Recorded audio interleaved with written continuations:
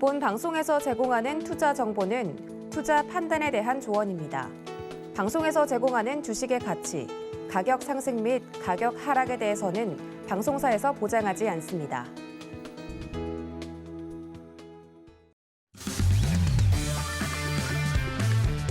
안녕하세요. 해외 시장 소식을 가장 빠르게 만나보는 시간, 해외 선물 신세계 리턴즈의 손자입니다. 우리 시각 밤 10시 30분에 출발한 뉴욕 증시 혼조세로 출발을 했는데요. 지금 현재는 3대 지수 모두 플러스권에서 거래되고 있습니다. 간밤 제임스 블러드 미 연준 총재가 올해 기준금리를 여러 번에 걸쳐서 50 베이시스 포인트 이상씩 올려서 연말까지 3.5% 올려야 한다라고 공격적인 긴축을 시사한 가운데 달러 인덱스가 2년 만에 최고 수준에 도달했고 10년물 국채 금리는 2.9%를 터치했습니다.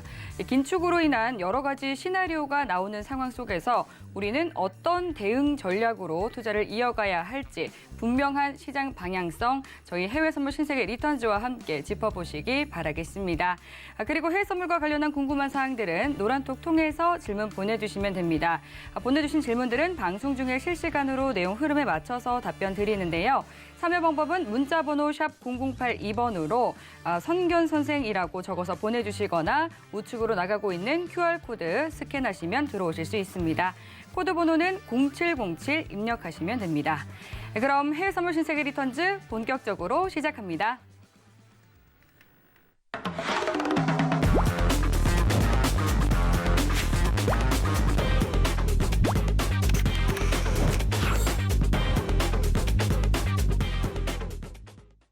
네, 월요일에 이어서 화요일도 선견 선생 맞선님과 함께합니다. 반갑습니다. 네, 안녕하세요. 네, 시청자분들께도 인사 한 말씀 부탁드릴게요. 네. 자, 시청자 여러분 안녕하십니까? 오늘 하루 잘 보내셨는지 모르겠습니다. 오늘 오면서 보니까 네. 거리에 사람들이 굉장히 좀 많더라고요. 사회적 거리두기 해제됐죠? 네, 몇만 명씩 일단은 나오고는 있지만 여러분들 뭐 여유롭고 풍요롭게 일단은 좀 즐기셨으면 좋겠고 지금 시장 같은 경우에는 어차피 선물 시장이기 때문에 선물 시장은 좀 많이 좋다라고 제가 말씀을 좀 드릴 수가 있습니다. 오늘은 그래서 해외 선물 미국 시장 좀 디테일하게 분석을 좀 해보고 항생 시장 그리고 오늘 사실 한국은행 이창용 내정자 청문회가 있었죠. 그것까지 제가 좀 디테일하게 잡아 드리겠습니다. 잠시 후에 뵙겠습니다.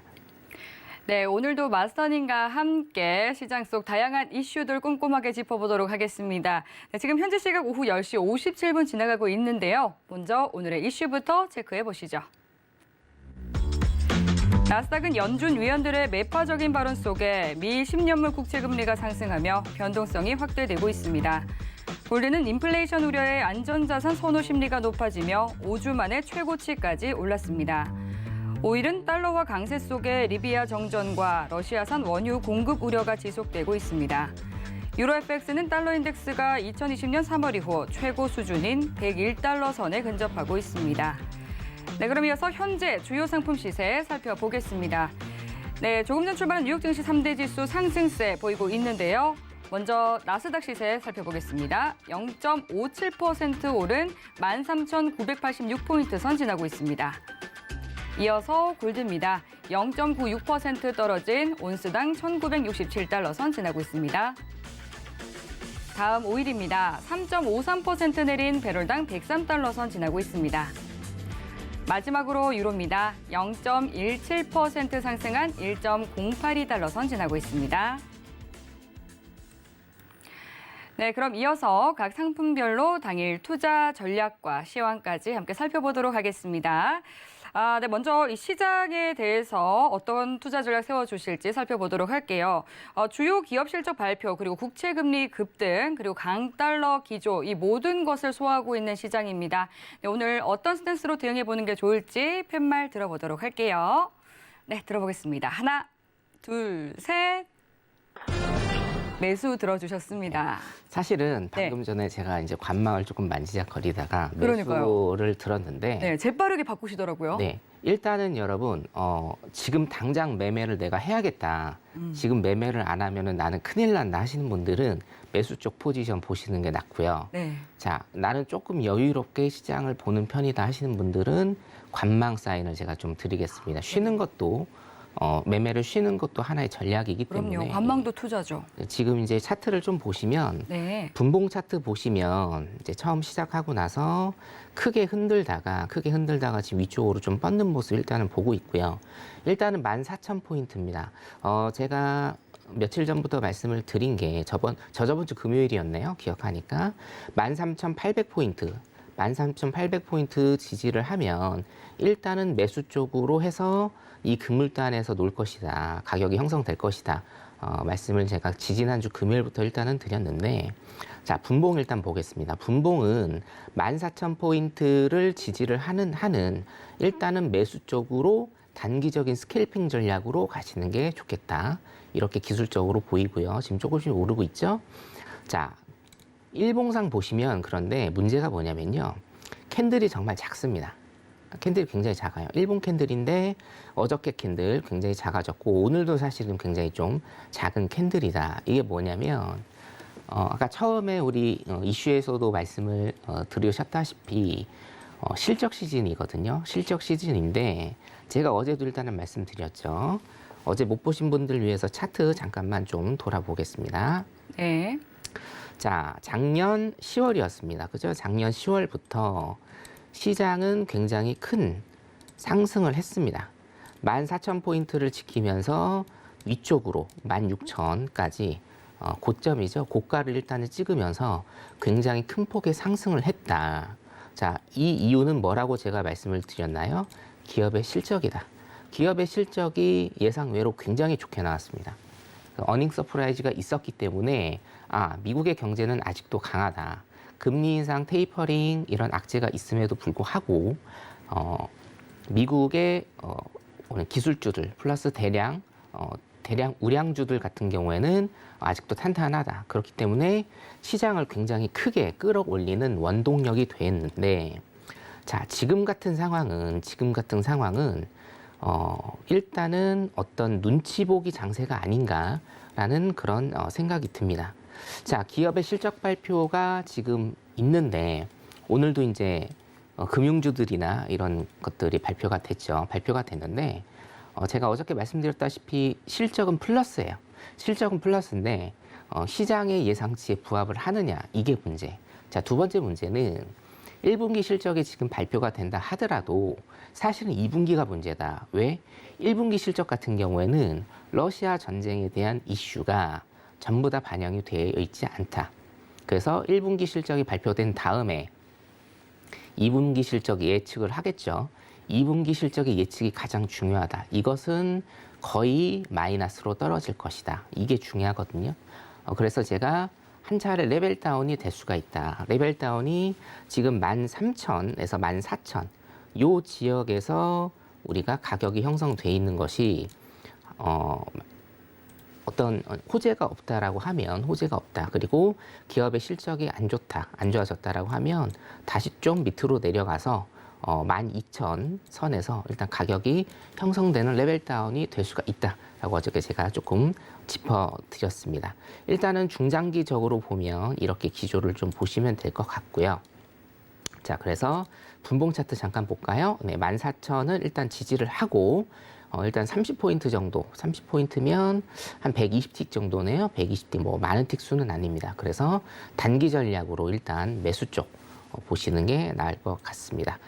일단 나스닥 차트는 여기까지 보도록 하고, 네. 나스닥 관련해서 네. 제임스 블러드가 한마디 꺼냈죠. 그렇죠. 아까 말씀하신 대로 0.5% 이상이라고 계속 얘기를 하고 있는데, 네. 0.75%까지도 계속 네. 얘기하잖아요. 사실 이분의 성향을 보면 굉장한 매파죠. 네. 보수적이고 굉장한 매파기 때문에 이런 얘기 할 수 있습니다. 당연히 이런 얘기 할 수 있는데, 자, 금리 인상도 중요하지만 제가 포커스를 둔 거는 지금 딱 두 가지 포커스를 좀 뒀는데, 네. 거기에 대해서 제가 브리핑을 조금 여러분들께 해드리겠고요. 네. 이거 같은 경우에는 제가 두 가지를 일단 준비를 했는데, 한 가지는 그 어떤 레포팅도 나오지 않은 것을 제가 일단은 가져왔기 때문에 일단 집중해서 잘 들어주시기 바랍니다. 네. 자, 첫 번째로 금리 0.75%까지 인상을 할 수 있다.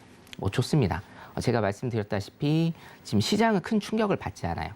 사실은 시장이 충격을 받아야 됩니다. 지금 인플레이션이 좋은 거 맞나요?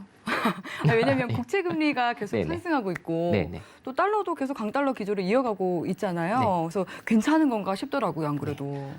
시장은 네. 그래서 시장의 충격을 받아야 되죠. 그렇죠? 네. 네, 그렇기 때문에 지금 금리 올리고 테이퍼링하고 QT하고 이런 것들이 다 인플레이션을 쿨다운 시키기 위해서 하는 거니까 시장은 일단은 충격을 받아야 되고 조금 이따가 제가 경기 침체라는 것도 조금 설명을 좀 드릴 건데 네. 경기 침체를 빨리 가져야 된다라는 게 학자들 그리고 금융 전문가들의 이야기죠. 여러분들 이제는 어떤 걸로 좀 받아들이셔야 되냐면 시장을 굉장히 조금 안정시켜야 되고 저는 경기 침체라는 용어를 쓰고 싶지는 않지만 경기 침체를 받아들이시고 경기 침체가 올 거라는 걸 일단 예상을 좀 하셔야 된다라는 것을 여러분들한테 오늘 조금 강조를 좀 드리고 싶은데 자, 금리 0.75%까지 인상해야 된다. 좋다 이거죠. 왜냐? 시장은 충격을 받아야 됩니다. 시장이 충격을 받아서 센 충격은 아니죠. 갑자기 우리 나스닥이 1000포인트, 2000포인트가 하루 만에 떨어진다라든가 이런 급등하는 것은 아니고 우리가 이제 연착륙이라고 하는 서서히 경기가 식어가는 이런 충격을 일단은 받아야 된다. 이거는 자명한 사실이고요. 자, 두 번째 핵심 포인트인데 자, 올해 말까지 3.5%까지 일단은 인상을 해야 된다라는 얘기를 했죠. 자, 그런데 좋습니다. 3.5%든 3%든 크게 상관은 없는데 자, 이분이 제임스 블러드 이분께서 어떤 것을 근거로 했냐면 테일러 준칙이죠. 테일러 준칙이라는 것을 인용을 하셨어요. 자, 여러분들께 제가 조금 이론적인 것을 설명을 좀 드리려고 하는데 전혀 어렵지 않고 자, 재밌는 겁니다. 여러분, 금리가 오른다, 금리가 내린다로 계속적으로 우리가 얘기를 하고 있는데 자, 그러면 어떤 한국은행이든 아니면 우리가 이제 연방이든지 간에 자, 금리를 우리가 3%까지 올릴 거야. 금리를 2.75%, 2.5%까지 올릴 거야. 라는 이런 얘기들을 하죠. 그러면 이것의 근거가 되는 것은 무엇이냐라는 거죠. 어떤 계산식에 의해서 이런 것들이 나오느냐. 자, 테일러 법칙이라는 게 있는데요. 테일러 같은 경우에는 사람 이름입니다. 경제학 학자 이름이고요. 이분이 공식화해서 금리가 어느 정도 적정 금리인지 한 나라의 경제가 잘 나아가려면 어떤 공식을 써서 어떤 금리로 가야 되는지 공식을 만든 사람이 테일러라는 사람입니다. 현존에 있는 사람이고요. 굉장히 대단한 사람이죠. 자, 테일러 법칙에는 몇 가지가 있는데 제가 가장 쉽고 가장 일반화된 것을 보여드리겠습니다. 자, 이거 보시면 굉장히 좀 복잡해 보이죠? 네. 굉장히 좀 어렵고 복잡해 보이는데 사실은 어렵고 복잡한 게 전혀 없습니다. 왜냐? 이 모든 수들의 값을 다 줍니다. 네. 이 모든 수들의 값을 다 주기 때문에 이거는 단순히 더하기 빼기만 할 수 있으면 돼요. 더하기 빼기만 할 수 있으면 실질적으로 적정금리가 어느 수준인지 플러스 마이너스만 할 줄 알면 다 나오는 공식입니다. 자, 요것을 제가 왜 가져왔냐면 자, 제임스 블러드가 오늘 3.5%까지 인상을 해야 된다라는 그런 근거에는 테일러 법칙이 준용이 됐다라는 거죠. 그러니까 무슨 얘기냐? 자, 이분이 그냥 3% 내지 3.5%까지 가져가야 된다라고 아무 근거 없이 얘기를 한 게 아니라는 거예요. 자, 한 나라의 적정 금리를 구하는 것은 테일러 법칙에 의해서 구하는 겁니다. 딱 공식화돼 있거든요. 거의 모든 선진국들이 다 마찬가지로 우리나라, 미국, 유럽 전부 다 이 테일러 공식을 씁니다, 여러분. 자, 그러면 이 테일러 법칙을 인용을 해서 제임스 블러드가 올해 말까지 3.5%까지 인상을 한다라고 얘기를 했잖아요. 자, 그러면 이거는 거의 오피셜한 공식적인 얘기가 될 수 있다라고 여러분들이 가정을 하실 수가 있다는 거죠. 자, 올해 말까지 3.5%까지 오른다라고 하면 어저께 앵커님께서도 이제 국채금리 저한테 물어보셨지 않습니까? 국채금리도 3% 이상, 3.5%까지 오를 수가 있다라는 그런 가정에 성립이 된다라고 있다라고 일단 여러분들이 이해를 하시면 됩니다. 그래서 연은 총재이기 때문에 세인트루이스 연은 총재이기 때문에 이 사람의 한마디 한마디가 굉장히 파급력이 있을 수가 있는데 가장 정확한 기준을 가지고 지금 올해 연말까지 3.5%를 올려야 된다라는 얘기를 했기 때문에 미국이 지금 올해까지 올리는 금리 혹은 당장 올해가 아니더라도 내년까지 올릴 금리는 3에서 3.5%가 일단은 수치상으로 나온다. 이게 공식화될 수 있다. 그리고 여러분들이 관심 있어 하시는 국채 금리 같은 경우에도 3.5%까지는 일단은 열어두셔야 된다라고 여러분들한테 일단은 요 해석을 한 가지 조금 해드리겠고요. 자, 두 번째는 어느 레포팅에서도 나오지 않은 것을 제가 말씀을 드린다고 일단 말씀을 드렸는데 자, 이 얘기를 했거든요. 사실은 0.75%를 올린다. 3.5%까지 인상을 한다. 자, 3.5%까지 인상을 한다. 이것도 굉장히 중요하죠. 왜냐? 제가 말씀을 드렸죠. 오피셜한 내용이 될 수가 있다. 자, 사실은 저는 이 두 번째 거를 더 조금 중요하다라고 별 3개를 일단은 좀 치고 싶습니다. 자, 경기 침체 없이 인플레이션이 컨트롤 가능하다라는 얘기를 했습니다.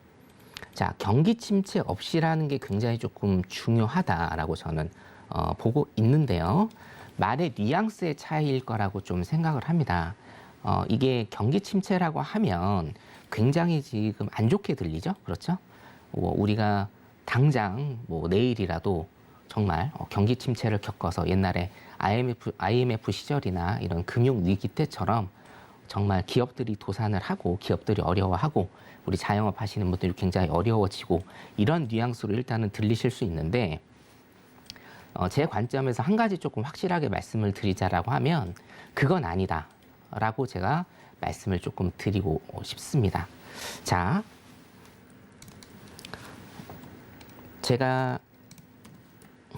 이걸로 갈게요. 자, 제가 이 그래프를 조금 우리 앵커님이 안 나오셨을 때도 몇 번 소개를 좀 시켜드린 적이 있는데, 자, 지금은 이 상황이다라는 거죠. 공급 곡선이 왼쪽으로 갔습니다. 왼쪽으로 가 있기 때문에 지금 어떻게 됩니까? 물가가 오르는 상태다. 그렇죠? 물가가 오른 상태다. 자, 그러면 이 물가를 다시 이 점과 같은 점으로 떨어뜨리기 위해서는 어떻게 해야 된다? 수요를 줄이는 정책을 써야 하고, 그렇죠? 수요가 줄어들면 수요 곡선이 왼쪽으로 가기 때문에 물가는 적정 수준으로 유지가 된다. 처음과 같은 물가가 된다. 자, 물가가 지금 오른 상태입니다. 지금 현재 이 상황이에요. 물가가 오른 상태. 그럼 이 물가를 떨어뜨려야겠죠? 물가를 떨어뜨려야 됩니다. 자, 그러면 여기에 있는 수요 곡선을 이쪽으로 이동을 시켜야 돼요. 자, 이동을 시키기 위해서 쓰는 정책이 뭐다? 금리 인상이다라는 겁니다. 그래서 금리 인상을 써서 물가를 적정 수준으로 같이 내려오게 한다라는 거죠. 자, 그러면 제 방송을 1, 2주 정도라도 들어보신 분들은 자, 물가는 적정 수준으로 같이 왔어요. 그렇죠? 물가는 적정 수준으로 같이 왔는데 뭐가 변하죠? 산출량이 변한다. 자, 처음에 물가의 산출량은 이쪽이었고 물가가 올랐을 때 산출량은 줄었고 물가가 잡힌 다음에 산출량은 더 줄었다. 자, 산출량은 뭡니까? 기업이 어떤 재화와 상품을 만들어내는 양이다라고 여러분들이 이해를 하시면 되겠고 이런 기업이 상품을 줄인다라고 하는 건 자, 기업이 공장이 잘 돌아간다. 그러면 어떻게 됩니까? 투자를 늘리고 고용을 더 확대를 하죠. 근데 산출량이 줄어들기 때문에 기업이 재화나 상품을 더 못 만든다. 그러면 제일 먼저 하는 게 뭐라고 제가 말씀드렸나요? 공장에서 사람을 자른다. 그렇죠? 예. 해고를 한다라는 거죠. 그렇기 때문에 고전적으로 우리가 생각을 한다라고 하면 물가가 잡히는 것은 실업률을 동반할 수밖에 없다라고 해서 제가 이 필립스 곡선도 한번 설명을 해드린 적이 있습니다. 자, 인플레이션이고 이게 실업률입니다. 실업률. 인플레이션과 실업률은 음의 관계다. 어저께도 제가 한번 언급을 드렸습니다. 그래서 인플레이션을 잡기 위해서는 실업률이 늘 수밖에 없다는 게 고전적인 이론입니다. 그리고 제가 강조드렸던 것, 키워드 강조드렸었죠. 어떤 키워드였나요? 물가가 잡히는 순간, 그리고 물가가 정점을 찍고 내려오는 그 순간을 파악할 수 있는 여러 가지 지표 중에 여러분들이 정말 관심 있게 보셔야 되는 것, 첫 번째는 CPI 관심 있게 보셔야 되고, 두 번째 같은 경우에는 뭐다? 실업률이다. 지금 미국 같은 경우에는 완전 고용 상태죠. 3% 후반대 완전 고용 상태인데, 이 실업률이 CPI가 내려가고 이 실업률이 올라가는 그 순간이 물가가 잡히는 순간이다. 물가가 내려가는 순간이다라고 제가 강조를 드렸었습니다. 바로 이 내용이죠. 자, 그러면 제임스 블러드가 무슨 얘기를 했는지 다시 한번 보도록 할게요. 자, 경기 침체 없이 인플레이션 컨트롤이 가능하다라는 겁니다. 경기 침체 없이. 자, 제가 방금 전에 말씀드린 이론하고는 조금 배치가 되죠. 그렇죠? 자, 인플레이션을 잡으려면 여러분 경기 침체가 동반이 됩니다. 경기 침체가 동반이 된다라는 얘기는 뭐냐면 실업이 는다라는 겁니다, 일단. 자, 실업이 늘기 전에는 어떤 프로세스가 있나요? 기업의 상황이 악화가 된다. 기업의 상황이 악화가 되기 때문에 고용도 악화가 된다. 이 프로세스예요. 자, 다시 한번. 인플레이션을 잡으려면 기업이 악화가 돼야 되고, 기업의 환경이 악화가 되고, 그래서 고용이 줄어들고 실업률이 올라가는 시점. 그래서 물가를 잡으려면 실업률이 올라간다라는 게 고전적인 이론, 그리고 현재까지 통용되고 있는 이론이다 이거죠. 근데 제임스 블러드는 지금 뭐라고 얘기했습니까? 경기 침체 없이 인플레이션 컨트롤이 가능하다. 자, 이거를 어떻게 해석하느냐의 문제인데, 자, 이거는 일단은 이렇게 해석을 하시면 돼요. 자, 이 그래프하고 상관없이 제가 좀 하나 그릴게요. 자, 이게 이제 기간이라고 본다라고 하면 제가 항상 말씀드리죠. 어떤 나라의 경제가 계속적으로 성장을 한다. 정상적인 국가라고 하면 기간이 길어지면서 인구와 산업이 발전이 되기 때문에 인플레이션이 올 수밖에 없다. 물가가 올라갈 수밖에 없다. 라고 일단 이렇게 제가 말씀을 드렸습니다. 자, 여기 제임스 블러드가 얘기하는 경기 침체라는 것은 제가 서두에 일단은 말씀드렸죠. 우리가 IMF나 이런 금융위기 때처럼 쉽게 얘기해서 정말 돈이 없고 누구나가 다 거지가 되고 이런 삶이 아니라는 거예요. 여기에서 말하는 경기 침체는 여러분들이 이렇게 좀 생각을 하시면 됩니다. 자, 경기가 올라가고 계속 경기가 올라가는 건 아니죠. 어떻게 됩니까? 우리가 이제 차트에서도 횡보 박스가 있듯이 경기가 멈춰서는 이런 기간들이 있어요. 여기에서는 신규 투자도 일어나지 않고 고용도 크게 일어나지 않고, 그리고 뭔가 통화량이나 이런 것들이 활발하게 돌지 않는 이런 경기가 박스권이나 횡보를 그리는 이런 기간이 존재를 한다라는 겁니다. 자, 이것을 여러분들이 경기 침체라고 보시면 됩니다. 그래서 사실은 경기 침체라는 단어를 저는 쓰고 싶지 않고 경기 둔화라는 제가 명칭을 조금 쓰고 싶거든요.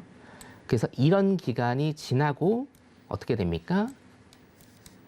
한 나라의 경제가 발전을 하고, 또 이런 기간이, 경기 둔화의 기간이 지나서 한 나라의 경제가 발전을 하는 이런 모양새를 일단은 띠게 되는 게 사실상 수십 년간 겪어온 우리의 경험치라고 일단 할 수가 있죠. 그래서 제임스 블러드의 어저께 얘기는 포커스를 맞추셔야 될 거는, 첫 번째, 올해 말까지 일단 3.5%까지 인상을 한다라는 것은 공식적으로 나온 얘기다. 그리고 두 번째로 경기 침체 없이 인플레이션 컨트롤이 가능하다라는 것은 경기 둔화를 얘기한 것이다. 그렇기 때문에 정말 경기 침체로 인한 뭐 금융 위기나 이런 것들은 아니지만 경기 둔화는 상당 기간 지속이 될 수 있다. 일단 이렇게 여러분들이 어저께 발언을 체크를 하시면 되겠고, 자, 그럼 두 번째, 자, 일봉상 한번 다시 보면, 자, 기업 실적 시즌입니다. 기업 실적 시즌인데 지금 금융주들이 오늘 또 발표를 했어요. 금융주들이 오늘 발표를 했는데 예상 제가 말씀드린 대로 플러스가 나긴 했습니다만 예상하고 거의 근접하게 일단은 나왔습니다. 넷플릭스를 비롯해서 테슬라 등등 이제 이번 주에 일단은 발표를 하겠죠.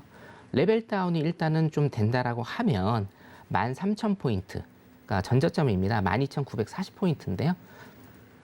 12,940포인트를 하회를 하는 레벨 다운의 이런 밑으로 내려가는 이런 시황의 흐름이 나올지 여러분들이 이번 주 다음 주 일단은 체크를 하시면 될 것 같습니다. 나스닥 시장 전망 여기까지 하겠습니다. 네, 나스닥 시장에 대해서 또 짚어주셨습니다. 연준에서 가장 매파적인 인물인 블러드 총재가 또 이런 공격적인 긴축 발언을 내놓으면서 국채금리 계속해서 오르고 있고 또 그 달러 강세폭 또한 확대되고 있는데요. 우리 시각 저녁 6시 즈음 해서 미 10년물 국채금리 같은 경우는 2.92%대까지 오른 상황입니다.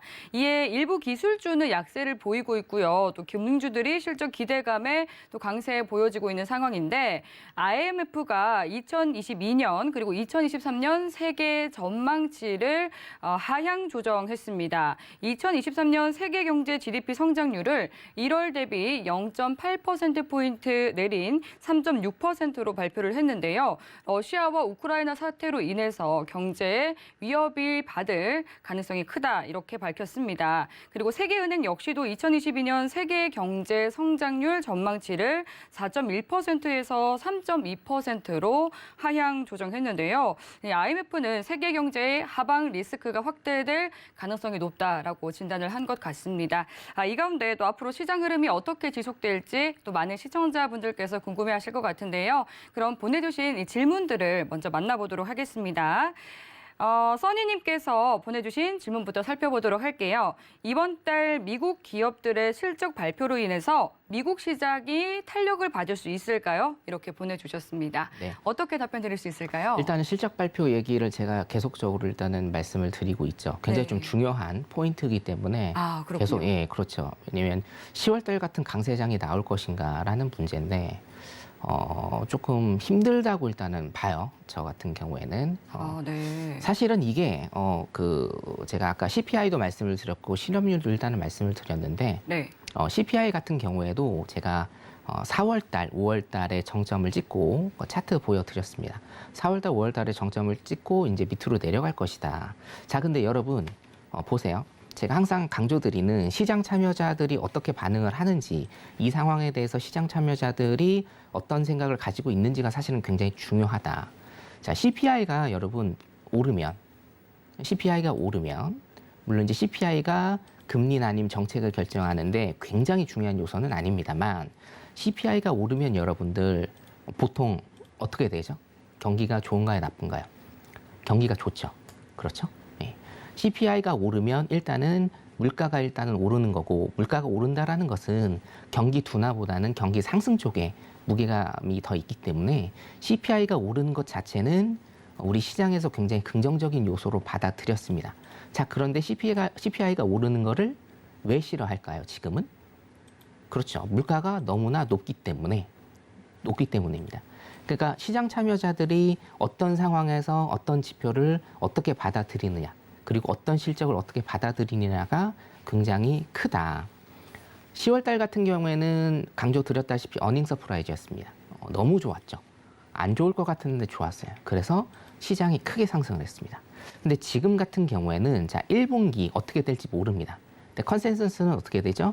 일단 플러스는 나되 전분기보다는 좀 낮아질 것이다. 자, 근데 중요한 거는 2분기죠. 2분기 어떻게 됐습니까? 일단은 2분기 같은 경우에는 굉장히 안 좋아질 것이다 라는 게 컨센서스입니다. 자, 그렇기 때문에 제가 봐서는 실적 발표를 한다 하더라도 그리고 넷플릭스 같은 경우에는 지금 좀 굉장히 안 좋게 나올 거고 테슬라 같은 경우에도 그냥 비슷하게 일단은 좀 나올 것 같아요. 자, 그렇다고 본다고 하면 실적 발표가 10월 같이 그렇게 시장을 굉장히 크게 끌어올리는 저가 매수세가 굉장히 많이 들어오면서 시장의 상승폭이 굉장히 컸죠. 그런 모습은 일단은 못 보일 것이다. 13,000에서 14,000포인트 나스닥 선물 기준으로 거기에서 가격이 형성되는 이런 모습을 보이다가 2분기 때 레벨 다운이 조금 되는 이런 모습이 보이지 않을까. 2분기 때는 실적이 안 좋기 때문에 그런 식으로 일단은 저는 전망이 되고 있습니다. 그래서 미국 시장 탄력을 받는 것은 조금 어렵지 않나. 예, 저는 이제 국내 시장도 그렇고 미국 시장도 그렇고 레벨 다운이 된다라고 계속적으로 이제 말씀을 드리고 있기 때문에 일단은 그 기조로 제가 계속 가도록 하겠습니다. 여기까지입니다. 네, 써니님 질문에 대한 답변을 드렸고요. 그럼 이어서 또 다음 들어온 질문 만나보겠습니다. 우짜님께서 보내주셨습니다. 우리나라 기준금리는 어느 선까지 오를지 궁금합니다. 이렇게 물어봐 주셨는데 어떻게 생각하고 계실까요? 제가 오기 전에 네. 이제 뉴스를 계속 이제 보다가 오는데 예. 7%까지 얘기가 나오더라고요. 네. 7%까지 얘기가 나오는데 오. 자 일단은 그렇게 많이 오를까? 지금 이제 퀘스천 마크가 붙는 거고 네. 기준금리 같은 경우는 어차피 미국하고 거의 동일하게 일단은 보셔야 된다. 왜냐하면 제가 이따 항생시장에서도 일단 말씀을 좀 드릴 건데 이제 그 돈의 이동이 지금 중국 쪽에서도 일어나고 있고 금리가 일단은 지금 상황에서는 긴축 정책을 쓰고 있는 상황에서 금리가 너무 많이 차이가 나버리면 돈의 이동이 또 일어날 수가 있기 때문에 자, 일단은 미국하고 엇비슷하게 갈 것이다. 첫 번째. 그리고 두 번째는 뭐냐? 미국보다는 그래도 조금 더 클 것이다. 그래야 자금 이동이 지금 안 일어나거든요. 이게 만약에 조금이라도 금리 차이가 나게 된다. 그리고 우리나라가 금리가 더 낮아진다라고 하면 돈을 확 빼갈 그런 우려가 많습니다. 그렇기 때문에 오늘자 금리 스프레드도 우리나라 금리가 더 높죠. 그래서 일단은 미국 금리를 여러분들이 보시는 거를 굉장히 제가 추천을 좀 드리겠고 일단은 기준금리 같은 경우에는 미국이 일단은 3%까지는 얘기가 나오고 있기 때문에 우리나라도 올해 3%까지는 일단은 가지 않을까 일단 조심스럽게 일단 전망을 하고요. 좀 이따 국내 선물 봐드리면서 한번 다시 금리 얘기하도록 하겠습니다. 여기까지입니다. 네, 좋습니다. 그럼 우리나라 기준금리에 대해서도 또 답변을 주셨습니다. 지금 현재 이 원자재 그리고 에너지 시장이 일제히 굉장히 큰 폭으로 조정을 받고 있는 모습입니다. 천연가스 같은 경우는 거의 10% 가까이 빠진 상황이고요. 또 WTI 그리고 브렌트유 선물도 지금 4.4%, 4.6%대 하락세 보여지고 있는 상황입니다. 그래서 좀 긴급 점검식으로 빠르게 오늘 투자 대응 방향을 좀 잡아봐야 될 것 같은데요. 팻말 통해서 당일의 투자 방향 잡아보도록 하겠습니다. 준비해 주시고요. 들어볼게요. 하나, 둘, 셋. 역시나 매도 들어주셨네요. 일단 차트를 보면요. 네. 5일 같은 경우에는 지금 굉장히 좀 많이 빠지고 있어요. 네. 방송 시작한 이래로도 굉장히 좀 많이 빠지고 있는데 점검이 조금 필요할 것 같고 네. 지금 차트 보시면 뭐 매도입니다. 예, 당연히 매도를 일단은 보셔야 되고요. 지금 월물 같은 경우에 여러분들 이제 월물이 일단은 조금 바뀌었습니다. 월물이 바뀌었기 때문에 지금 월물을 좀 체크를 해드릴게요, 제가. 자, 월물 4월 6월물. 20일. 네네네. 4월 20일 날 바뀌기는 하는데 네. 거래량 때문에 하루나 이틀 정도 실제로는 벌써 반영이 됩니다. 그래서 저도 지금 6월물로 오늘 바꿨고요. 여러분들 일단 6월물 보시면 될 것 같습니다. 자, 그 5일 같은 경우는 제가 자리를 조금 찝어 드린다라고 하면 네. 자, 매도 전략 일단은 수립하셔라라고 제가 말씀을 드렸죠. 일단은 103.30달러 정도, 103.30달러 제가 수평선을 좀 그어 드릴게요. 103.30달러에서 다시금 밑으로 빠지는 매도가 나올지 아니면 조금의 반등이 나올지 여러분들이 좀 판단을 하시면 되겠고 한 번 정도 짧게 103.30달러 정도에서 매도 전략 수립하시는 것도 좀 좋아 보입니다. 네, 일단은 5일 자리 여기까지 일단 봐드리겠습니다. 네, 전일에는 이제 리비아의 생산 차질 이슈로 인해서 뭐 국제 유가도 강세를 보였었고 천연가스도 2008년 이후에는 이 최고 수준으로 뛰어 올랐었는데 오늘은 굉장히 큰 폭으로 빠지고 있는 모습입니다. 오늘 또 마스터님께서 짚어드린 이 전략 참고하시면서 투자 이어가시면 좋을 것 같습니다. 그리고 또 오늘 아시아 증시 같은 경우는 혼조세로 마감한 가운데 또 국내 증시는 사흘 만에 양대 시장 상승 마감을 했습니다. 부활절 연휴로 나흘간 휴장을 마치고 개장했던 항생 지수는 그간의 악재를 그대로 반영을 하면서 좀 큰 폭의 조정을 받는 모습이었는데요. 어제 또 마스터님께서 항생 또 짚어주신다 이렇게 말씀을 해주셨었잖아요. 네, 오늘 항생 흐름 한번 잡아주시죠. 네. 항생의 흐름을 아셔야, 중국장의 흐름을 아셔야 국내 시장도 잘 아시죠. 그렇군요. 제가 굉장히 강조드리죠. 미국 시장 보시는 것도 굉장히 중요하지만 특히나 국내 주식 하시는 분들, 국내 선물 하시는 분들, 항생 시장, 중국 시장 지금 커플링이 된 지 한 4년 정도 됐습니다. 2018년 내용 제가 설명드린 적이 있고 이미 커플링이 된 지 4년 이상 됐기 때문에 항생 시장 지금 조금 짚어드리겠습니다. 항생 같은 경우에는요, 지금 이제 일봉상으로 보면 음봉 계속 뜨고 있고 이 옆에 일봉 조그만한 거 보이시죠? 옆에 일봉 보시면 요게 지금 야간장입니다. 야간장 일봉이고요. 분봉 잠깐 볼까요? 분봉도 제가 좀 보여드릴게요. 분봉 같은 경우에도 지금 항생은 야간장이 실시가 되고 있기 때문에 야간도 지금 일단 이런 모습이다. 지금 반등은 조금 주고 있으나 전체적으로 보면 하락장이다. 하락장 보이시죠? 자, 항생 같은 경우에 제가 요거를 조금 먼저 설명을 드릴게요. 항생의 GDP가 일단은 발표가 됐는데 항생 GDP, 중국 GDP입니다. 예, 중국 GDP가 일단은 발표가 됐는데 경제 성장률이 일단 4.8%. 자, 시장의 컨센서스는 4.4%였는데요. 올랐습니다. 네. 그래서 굉장히 좀 선방을 했다. 그럼 이게 왜 선방을 했느냐? 자, 여기 보시면 자, 부동산 개발 투자가 우리가 헝다 사태 이후로 굉장히 크게 하락을 했다. 회색입니다. 회색. 부동산 개발 투자 같은 경우에는 투자를 한 거예요. 예, 중국 정부에서 돈을 집어넣었다라고 생각을 하시면 됩니다. 부동산 개발 투자 같은 경우에는 거의 투자를 안 했고 지금 뭐 거의 제로 상태로 일단은 들어와 있는 상황. 그리고 어차피 고정자산 투자 같은 경우에는 우리가 픽스가 돼 있기 때문에 요거는 그냥 넘어가셔도 되고요. 자, 보시면 제조업 투자와 인프라 투자가 늘었다라는 겁니다. 예. 그러니까 중국 같은 경우에는 이걸 어떻게 해석을 하셔야 되냐면 일단은 뭐 1차 산업이든 2차 산업, 3차 산업이든지 간에 자금은 투입을 해서 투자를 한다라는 겁니다. 예.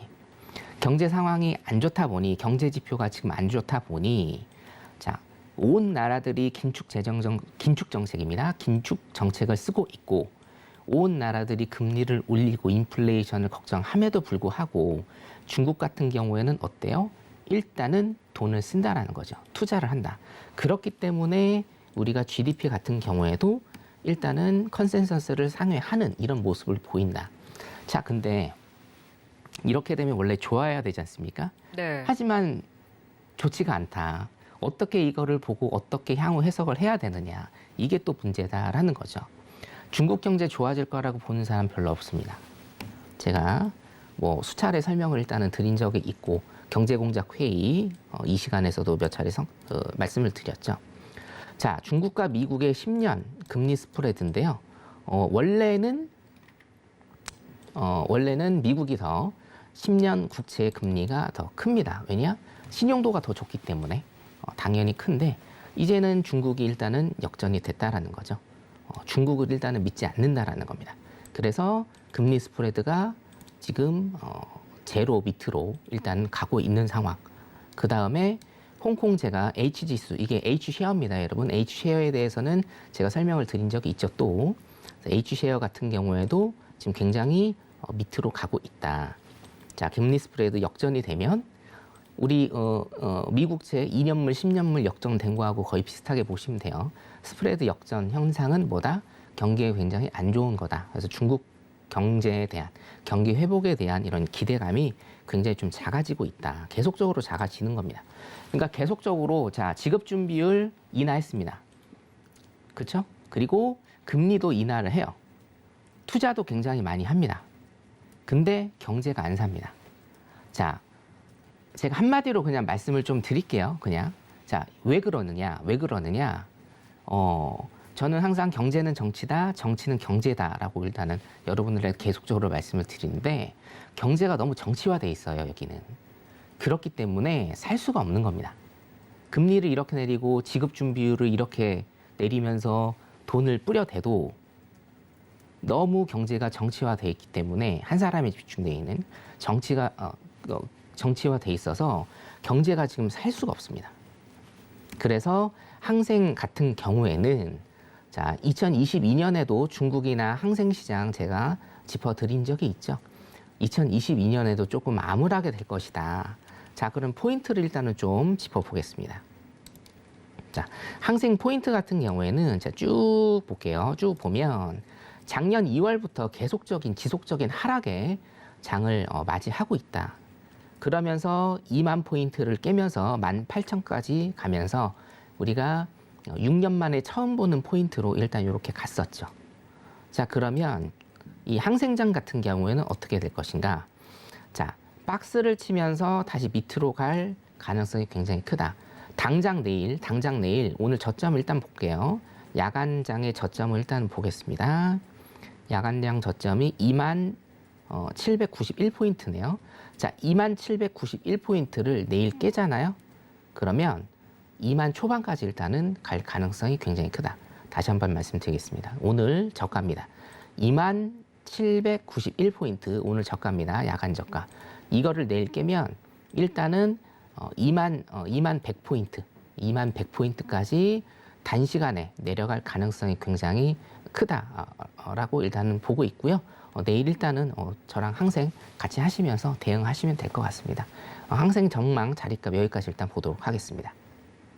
네, 항생과 이제 우리 국내 시장이 커플링이 된다 이렇게 짚어주셨는데 사실 오늘 우리 시장 같은 경우는 양 시장 모두 사흘 만에 오랜만에 상승을 해줬음에도 불구하고 항생은 좀 많이 빠졌잖아요. 네. 이렇게 되는 이유는 또 뭐라고 보실까요? 우리나라 시장 같은 경우에는 네. 지금 저가 매수세가 조금 들어온 게 아닌가. 네. 오늘 삼성전자 좀 올랐죠? 예. 네. 어차피 삼성전자가 45%나 일단은 차지를 하고 있기 때문에 근데 삼성전자도 나중에 제가 뭐 주식 시간이 아니기 때문에 할 말은 되게 많거든요. 네. 삼성전자도 어떤 변화가 필요하다라는 이런 주제로 일단 노란 톡방에 들어오시면 제가 네. 한번 주말 특강처럼 말씀을 네. 좀 드리겠습니다. 네. 그래서 오늘 같은 경우에는 단기적인 상승이다. 일단 그렇게 좀 보는 게 맞으실 거라고 봅니다. 네. 그럼 이어서 또 시청자님께서 보내주신 질문 만나보도록 하겠습니다. 4722님께서 달러 강세가 유가의 하락에 영향을 주는 이유가 무엇인가요? 하고 물어봐 주셨거든요. 저는 달러 강세하고 유가는 네. 지금은 크게 상관이 없다라고 일단은 생각이 들어요. 그렇군요. 그러면 왜냐면 오늘 이렇게 유가가 많이 빠진 이유는 좀 어떻게 생각하세요? 그거는 제가 일단 노란 톡방에 들어오시면 한번 다시 좀 정리를 해드리는 시간을 좀 갖겠고 네. 사실 유가 같은 경우에는 네. 굉장히 전문가들도 요즘에 어려워하죠. 왜냐하면 어떤 추세라는 게 조금 보이지 않고 네. 하루하루 너무 힘든 장이 펼쳐집니다. 지금 4% 빠졌네요. 엄청나게 좀 많이 빠져 있는데 네. 자, 어저께 같은 경우에는 리비아 사태 때문에 오르는 모습을 보였고 오늘 같은 경우에는 리비아 사태가 계속됨에도 불구하고 그리고 공급에 차질이 있음에도 불구하고 또 빠지는 모습을 계속적으로 이제 보이고 있거든요. 자, 그럼 내일은 또 어떻게 될 것인가? 이게 또 포인트인데 이거 유가 같은 경우에는 제가 정리를 해드려서 내일 노란 톡방에 일단은 좀 자세하게 올려드리겠습니다. 네, 노란 톡방 밑에 보이시는 코드로 들어오시면 될 것 같습니다. 네. 지금 보니까 이제 CNBC에서 방금 전에 올린 기사에 따르면 이제 세계 최대 석유 수입국인 중국에서 연료 수요가 다소 좀 약화가 될 것으로 전망이 되면서 계속해서 이런 수요 우려가 좀 큰 상황인 것 같습니다. 이제 전일의 강세가 이어졌다 보니까 오늘 조금 소폭 조정이 나오고 있는 것 같고 이어서 들어온 질문 만나보도록 할게요. 5253님께서 우크라이나와 러시아 전쟁 이슈, 재료 소멸인가요? 이렇게 보내주셨네요. 전쟁이 끝날 때까지 재료 소멸은 아닐 것 같은데 네. 지금 저게 중요한 건 뭐냐면 네. 자, 우크라이나, 러시아가 사실은 중요하죠. 러시아가 자금줄이 막혀 있고 지금 러시아에 투자를 한 유럽 나라들 그리고 러시아와 연계된 은행들 지금 이게 실적 발표가 2분기 때 제가 초반에 말씀드렸는데 2분기 때 일단 발표가 반영이 돼서 될 거란 말이죠. 자, 그렇게 된다라고 하면 이거를 재료 소멸 딱 끊을 수는 없다. 일단 이렇게 보고요. 단 이게 뭔가 메가 히트적인 재료는 더 이상 아니다. 예, 그렇죠? 뭔가 진짜로 제가 그 말씀 드린 적이 있죠. 자, 오일 $100 넘을까요? 예, 전쟁 나면은 넘을 것 같습니다. 근데 전쟁 안 나면 안 넘습니다. 전쟁 나서 넘어버렸습니다. 그죠?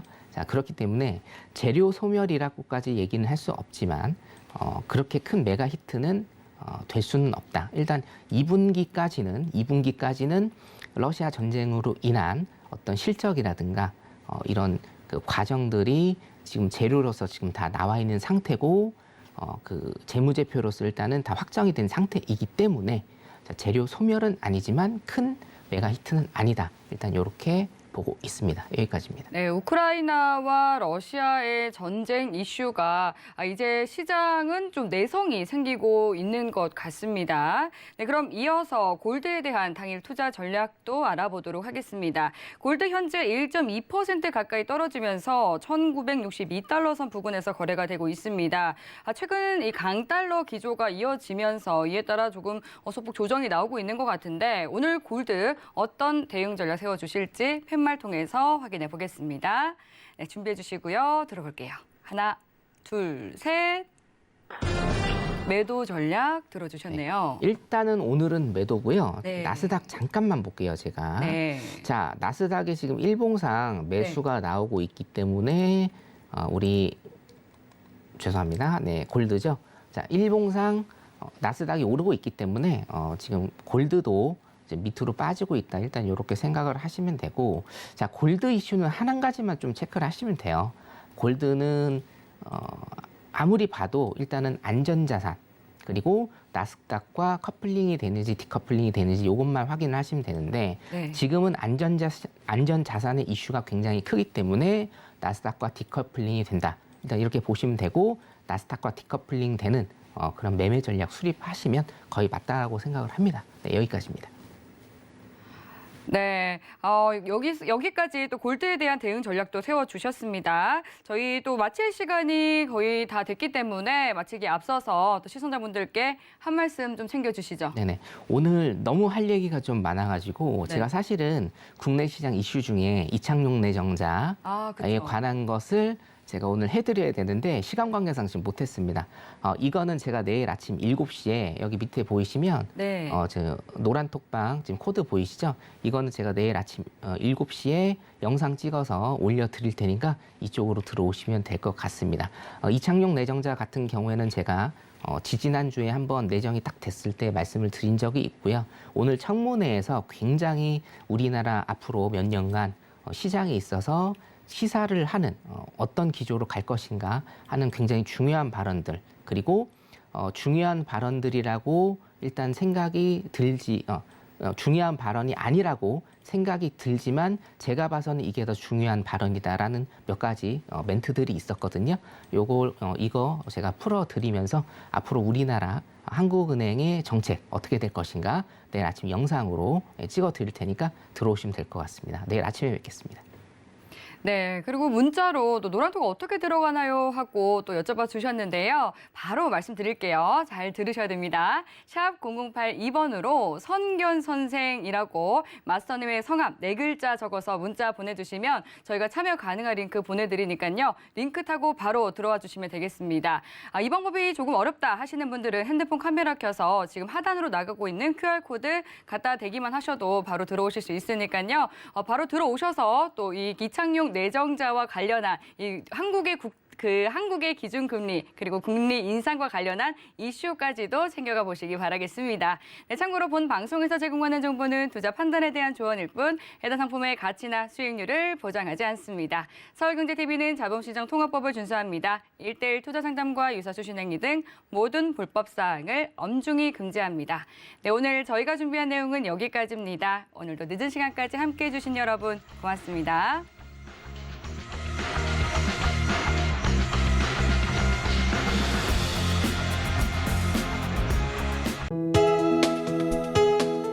본 방송에서 제공하는 투자 정보는 투자 판단에 대한 조언입니다. 방송에서 제공하는 주식의 가치, 가격 상승 및 가격 하락에 대해서는 방송사에서 보장하지 않습니다.